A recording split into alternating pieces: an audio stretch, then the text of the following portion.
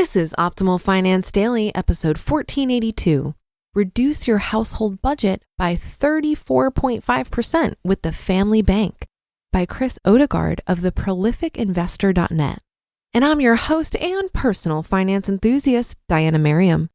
This is the show where I read to you and to myself, frankly, from some of the best personal finance blogs on the planet every single day.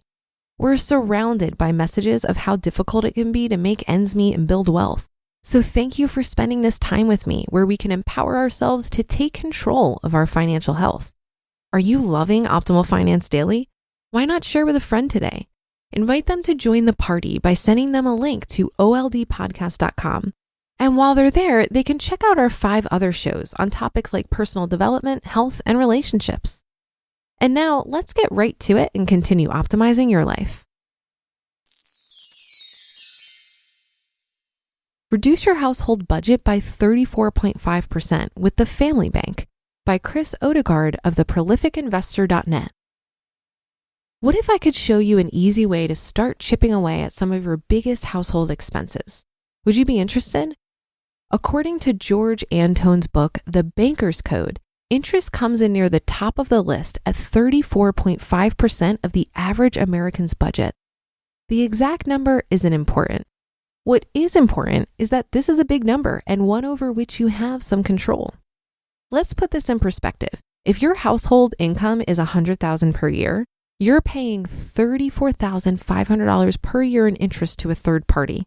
Think of what you could do with an extra $34,500 a year. Let's put the home mortgage aside for now and focus on the smaller items: car loans, credit cards, store cards, student loans, and other credit lines. Instead of paying that interest to a third party, start paying it to yourself by setting up a family bank. What's a family bank? It's nothing more than a checking or savings account that you designate as your family bank. Here are the steps. Number 1, set up your family bank. Set up a new savings or checking account at your bank or credit union and designate it as your family bank, or use an existing account. You should be able to access your account online and give it a nickname. Mine is Odegard, FB. Number 2, fund your family bank. You can do this with a lump sum, say $2,000, $5,000, or $10,000, for example, or you can start it with regular monthly deposits, $100, $200, or $500. I recommend doing both to start. Make an initial deposit of some amount that suits you and also set up automatic monthly deposits of some amount. This will get your family bank started and growing. Number 3, use your family bank. Purchase something or refinance existing debt using your family bank. If you or someone in your family needs a $10,000 used car, borrow it from your family bank. Pick a market interest rate and term for the type of used car you're buying. 4% over 48 months, for example. Use a calculator, spreadsheet, or an online tool to create an amortization schedule to determine all the details of the loan, like the payment amount, first payment, last payment. If you're not in the market for a car but are carrying $10,000 of high-interest credit card debt, pay off that debt with a loan from your family bank. Again, picking a market interest rate. An unsecured personal loan for this purpose might be 8.74% over 48 months. Depending on how formal you want to be and whether you or a family member is borrowing the money, create and execute a promissory note.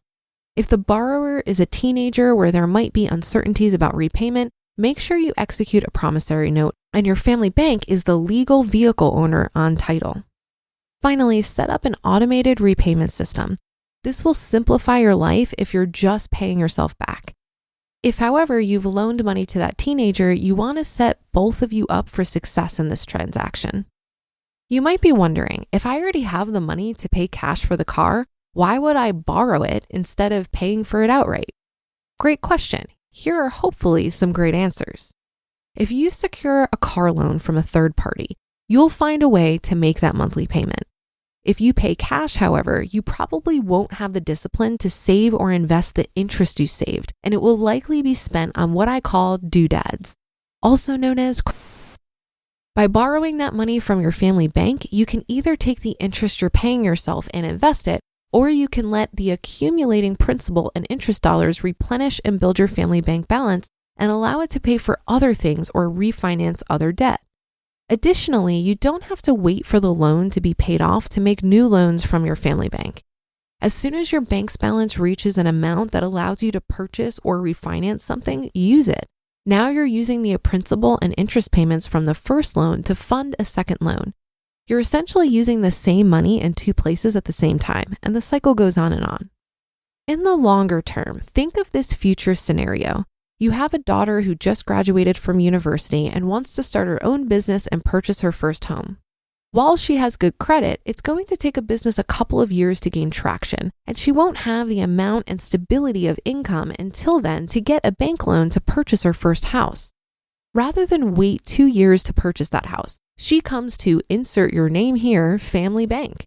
You evaluate the situation and decide she's a good credit risk, and you loan her $150,000 amortized over 30 years at 4% with a balloon payment due in 4 years.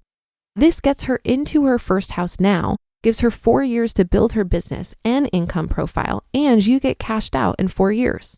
It's a win-win for everyone, and think of the financial education she's getting along the way. Some final thoughts. Your family bank is a lender. The only way money gets out is in the form of a loan. Don't withdraw money or otherwise rob your family bank. That defeats the purpose. As far as debt goes, there is good debt and bad debt. Bad debt is a debt you use to buy liabilities, things like cars, boats, and consumer goods. Good debt is a debt you use to buy assets, things like investment real estate or other cash-producing assets.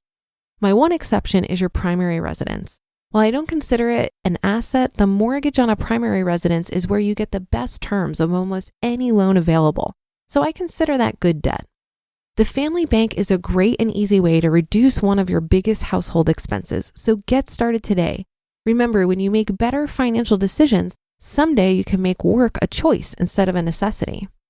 My sincere thanks to George Antone of Finance, spelled F-Y-N-A-N-C-E, who taught me everything I know about hacking the financial system. You can also find George's books on my resources page. You just listened to the post titled Reduce Your Household Budget by 34.5% with the Family Bank by Chris Odegard of theprolificinvestor.net. I think this concept was an interesting way to think about saving. By borrowing from yourself and paying yourself interest, you're kind of just tricking yourself into saving more.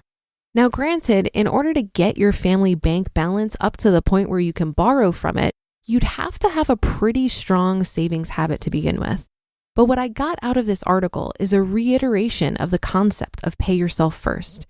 Many people will take on debt to buy the things they think they need, like a new car, for example. But if you consistently pay yourself first, the money for that car will be there when you need it. And then this concept of treating that payment like a loan will ensure that you replenish your savings account while also continuing to grow it. Paying interest to creditors can create a vicious cycle of getting deeper and deeper into debt due to the power of compound interest. We talk about compound interest a lot on this show as it relates to investing, because the best way to grow wealth is to let your money earn more money through compound interest.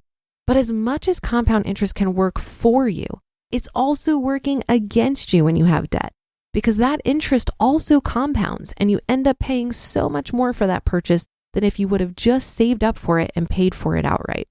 So this idea of a family bank seems like yet another way to have interest work in your favor and allow you to save even more. I also think it's an interesting concept for families because it creates a structure for teaching children about borrowing, spending, and saving. And that should do it for today. Have a happy rest of your day, and I'll see you on the Thursday show tomorrow, where your optimal life awaits.